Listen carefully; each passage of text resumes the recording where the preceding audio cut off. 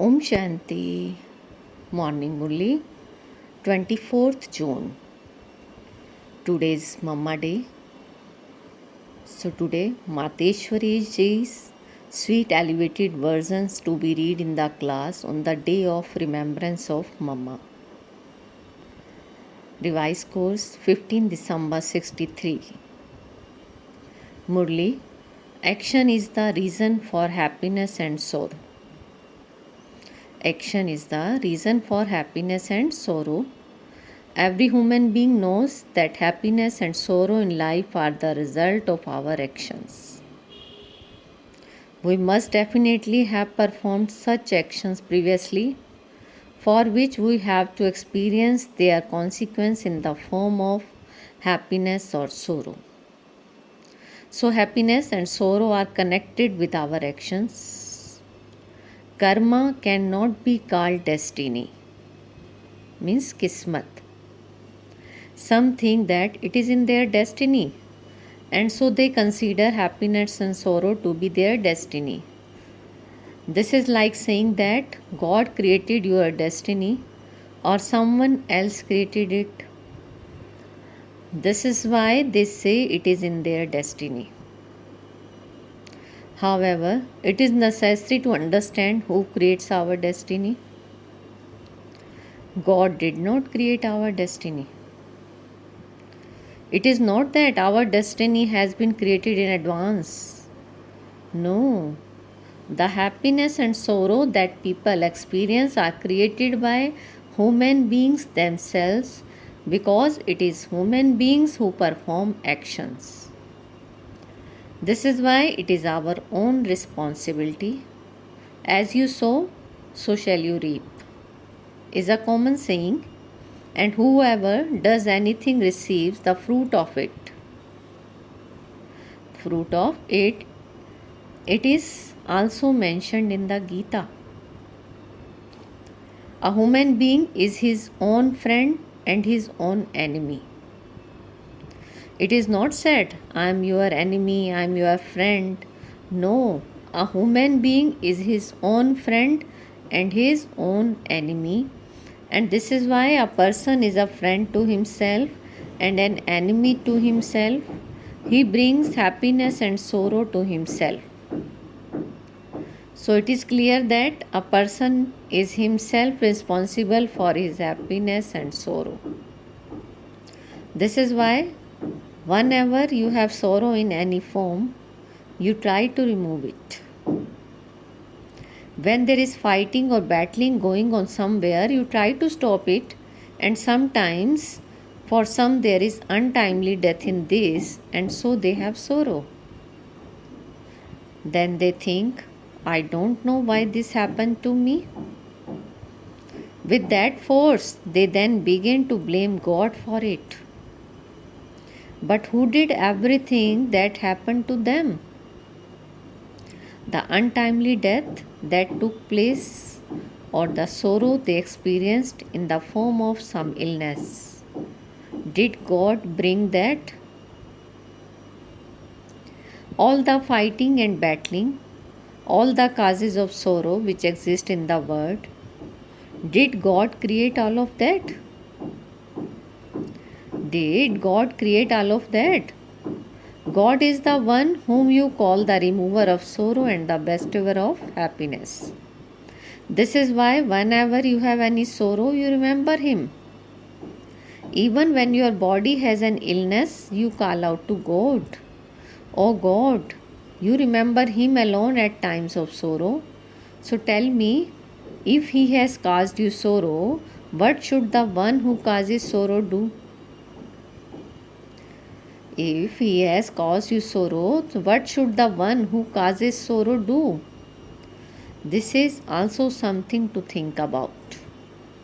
Whoever you remember at a time of sorrow, you cannot say of him that he caused you sorrow. This is also something to be understood. Since we remember him, we definitely have a different relationship with him, not that of a bestower of sorrow. This shows that the reason for sorrow or the person responsible is someone else. Even in this, there is no third person. One is myself and other is my creator. That's all. One is my self and other is my creator. That's all. There are just the two. One is that I am his creation, or you can say his child, and the other is the father. So either the father is responsible or I am responsible.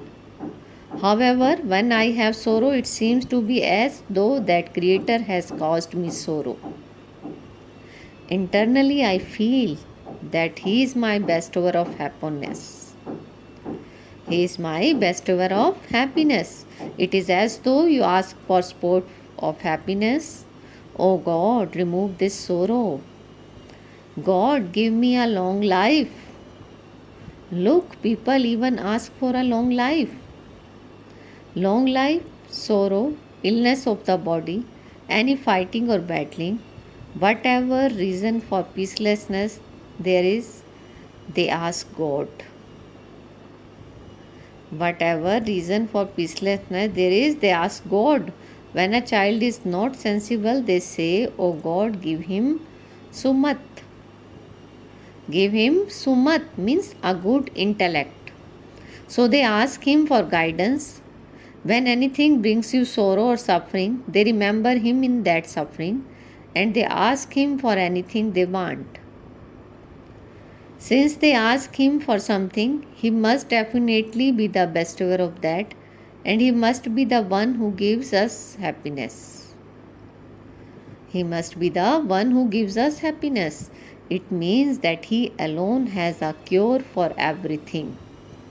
We don't remember him just like that, but he has a cure.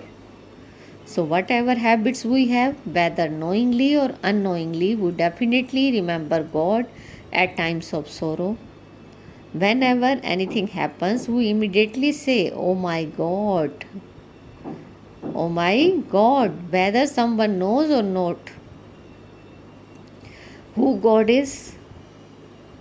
Someone knows or not who God is, what He is. This definitely emerges from their mouth. This is also to be understood. Ultimately, does the one whom we remember have a connection with all our sorrows?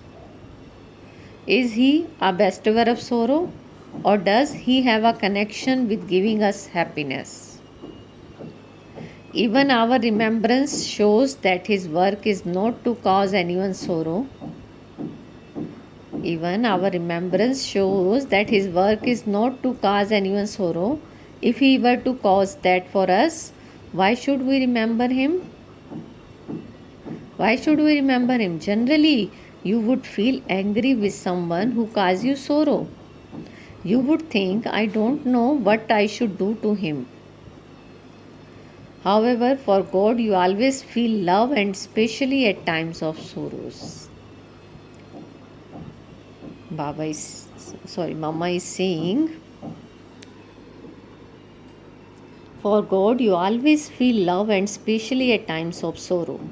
Internally, you would feel him to be your good, great friend. You feel happiness inside. So his relationship with us is definitely one of happiness. So something else must definitely be the reason for our sorrow. There is no third party. One is myself and he is the other. So I am definitely responsible for my sorrow.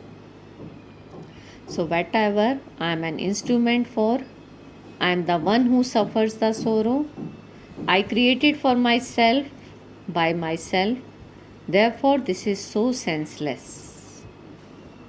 The thing that I want to be free from, I create that for myself. So this is something surprising. Is it not? People don't want sorrow, yet they continue to create it. So there is definitely something they don't know about, that they don't understand. So whatever you don't know, you must first of all try to find out about it. I must definitely have some knowledge and understanding about it. I must first of all look for that understanding. I must first of all look for that understanding. However, the surprising thing is that even today, some helpless people make so many excuses about not understanding such things. They would say that they are not free or don't have time. What should we do? Should we look after our households and business or do this? Do that? What should we do? This is why they have become unhappy in looking after everything. They have become unhappy in looking after everything. Since I have created this sorrow by saying, this is mine, this is mine. Since I have taken this sorrow on myself, so I must first of all try to resolve it. When I cause sorrow for myself, I should know what the reason is for whatever is causing me sorrow. I must first of all have the understanding as to why I am unhappy. As to why I am unhappy. Is it that happiness is not for me? I should first find this out. This information can be found in the understanding that all the things you consider to be yours are the reason for your sorrow. It is necessary in life to know what the remedy for that sorrow is. Even while knowing it, they say, what can I do? How can I do this?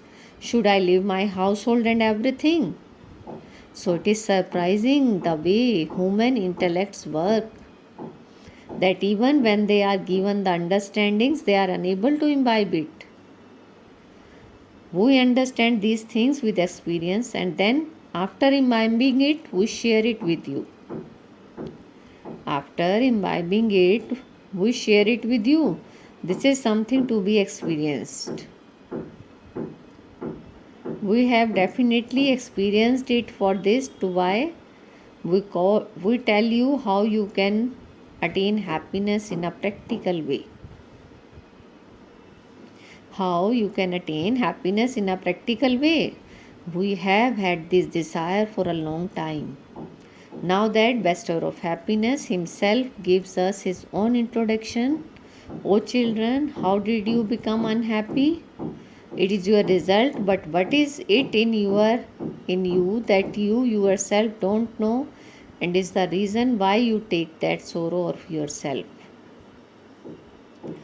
Is it that your actions are the reason for your sorrow? So come and understand this. Look, we are offering this to you. Even then it is amazing. Even then it is amazing. Even though they hear this, those poor helpless people say, perhaps this is how we have to continue. This is called the attachment to Maya. Maya has completely got hold of them. Maya has completely caught hold of them, and whatever they beat their heads about all the day, the Father himself tells them what the reason is for their happiness and sorrow. What is the reason is for their happiness and sorrow? The Father himself says, I have come to take away all your sorrow and to give you happiness. This is why you sing, O remover of sorrow and bestower of happiness. It is never said, today you cause us sorrow and remove our happiness. No, he is the remover of all your sorrows. The Father says, I have come specially to take away from you sorrow. However, to do that, I teach you to perform such actions that your sorrow is finished. That your sorrow is finished. Whatever I teach and explain to you, understand it and simply make effort. Then your sorrow will finish. I give you teachings to finish your sorrow. I give you teachings to finish your sorrow, so imbibe them because it is your property. However, some poor, helpless ones make excuses as though they are doing God a favor. Some say, if I have time, I will do it. Oh dear brother, It is in the eating, drinking, and serving everyone, and in the accounts of those actions you have created that you have become unhappy.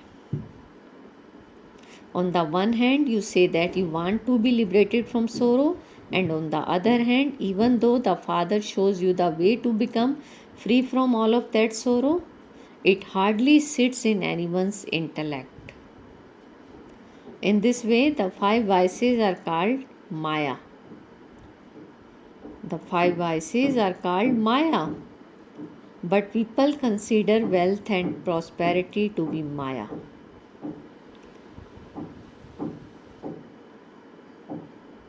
Some say that their bodies are Maya and they try to find ways to protect themselves from them.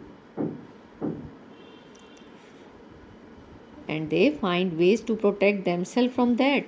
However, the Father says the reason for your sorrow is something else. The reason for your sorrow is something else. The elements are my creation. Whatever is eternal is not the cause of sorrow.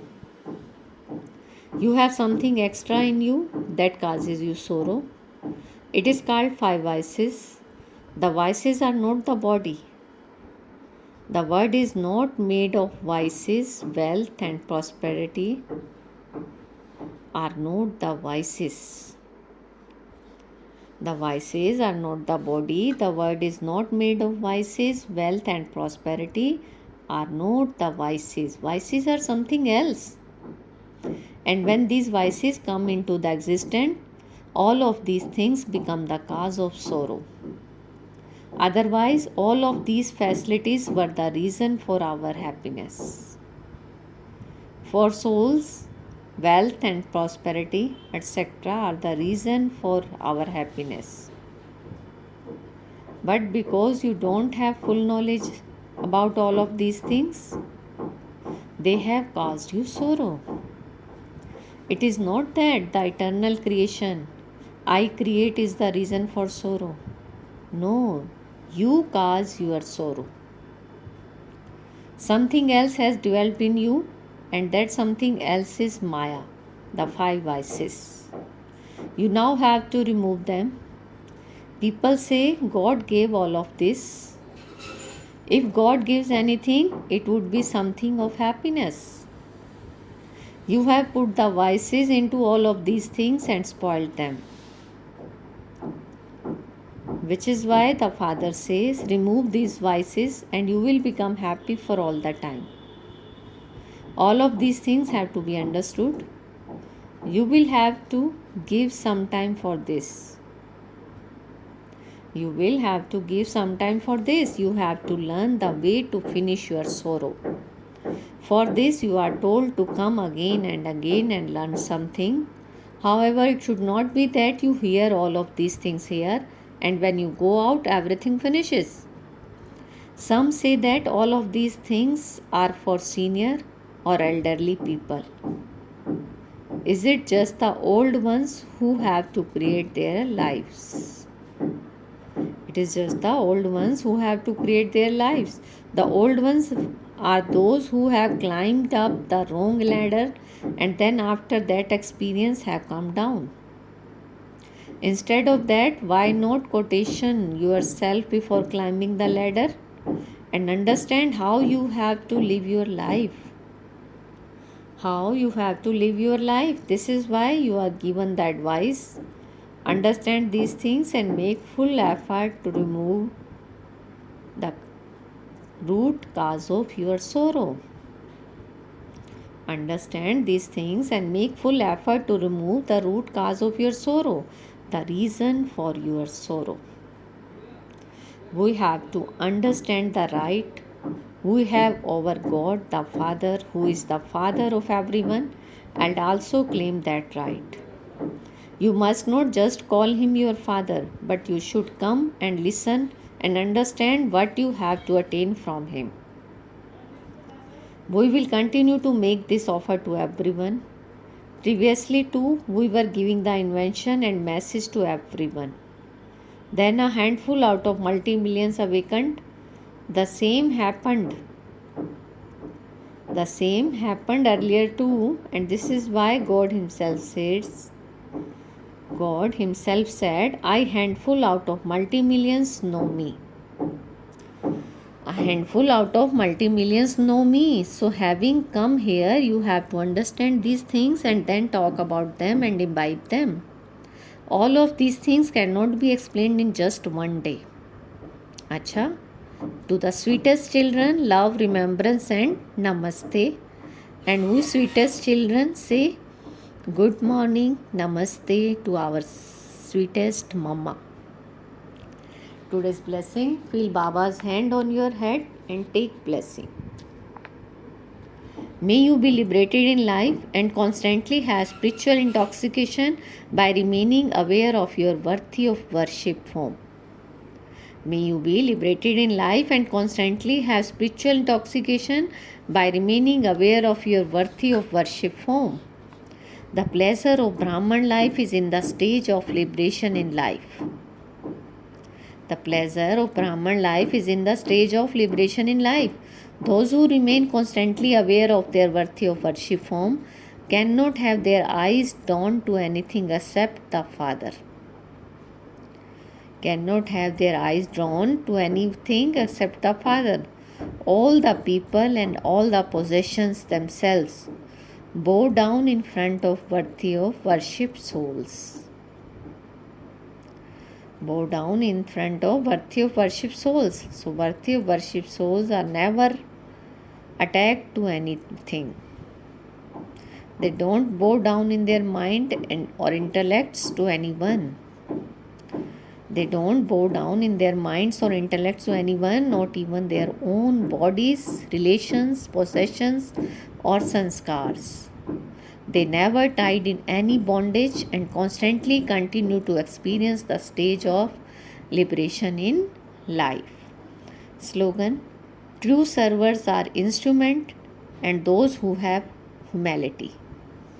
True servers are instrument and those who have humility.